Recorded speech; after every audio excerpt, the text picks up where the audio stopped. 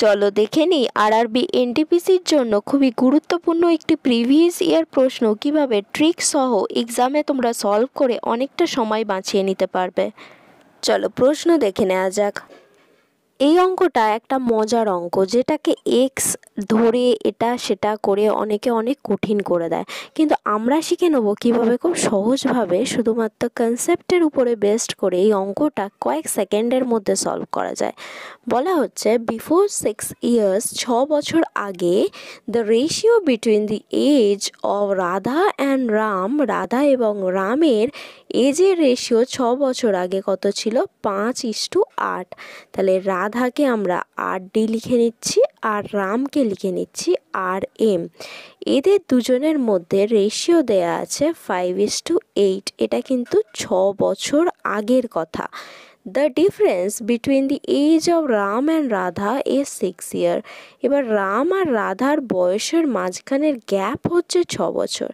কেউ যদি কারোর থেকে 6 বছর বড় হয় তাহলে সে সারা জীবনই কিন্তু 6 বছর বড় থাকবে। মানে যত বছর বড় বা যত বছর ছোট, এজ ডিফারেন্সটা সবসময় সেমই থাকে সবার মধ্যে। তাহলে 6 বছর আগেও তাদের মধ্যে এজ ডিফারেন্সটা কত থাকবে? 6 বছর। এখানে রেশিওতে 8 - 5 করলে 3 আসছে। সেই 3টা অ্যাকচুয়ালে কত? 6 years। মানে এই 3 এর সাথে 2 মাল্টিপ্লাই করলে অ্যাকচুয়ালে যাওয়া যাচ্ছে। তাহলে এই 5-এর অ্যাকচুয়াল ভ্যালু কত হবে? 5 × 2 মানে হচ্ছে 10। আর এই 8-এর অ্যাকচুয়াল ভ্যালু কত হবে? 8 × 2 মানে 16। এটা কি রাধা রামের অ্যাকচুয়াল এজ 6 বছর আগে। তাহলে এখন কত হবে? 6 অ্যাড করে দাও, মানে রাধা হচ্ছে এখন 16 বছর বয়স আর রামের এখন হচ্ছে 22 বছর, মানে 16 + 6 22 years এজ হচ্ছে রামের। এবার প্রশ্ন হলো after how many years the ratio of their age will become 13:16। এবার অপশান দেখতে শুরু করো, কারণ এবার বলছে এদের সাথে কত অ্যাড করবে যাতে করে এদের মধ্যে রেশিওটা কত? 13:16 হয়ে যায়।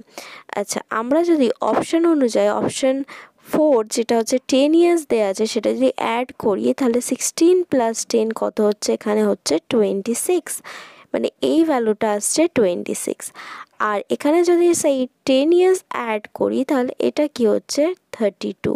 এবার ক্যান্সেল করো, দেখো 2 দিয়ে, এটা দেখো 13 আসছে, এটা দেখো 16 আসছে, মানে স্যাটিসফাই করছে। অপশন নম্বর 4 হয়ে যাবে আমাদের কারেক্ট আনসার। যে কনসেপ্টটা তোমরা শিখলে শর্টকাটটা, সেটা কেমন লাগলো কমেন্ট বক্সে জানিও। আর যদি ভালো লেগে থাকে লাইক, সাবস্ক্রাইব আর বন্ধুদের সাথে অনেক শেয়ার করো। সঙ্গে থাকো, শিখতে থাকো।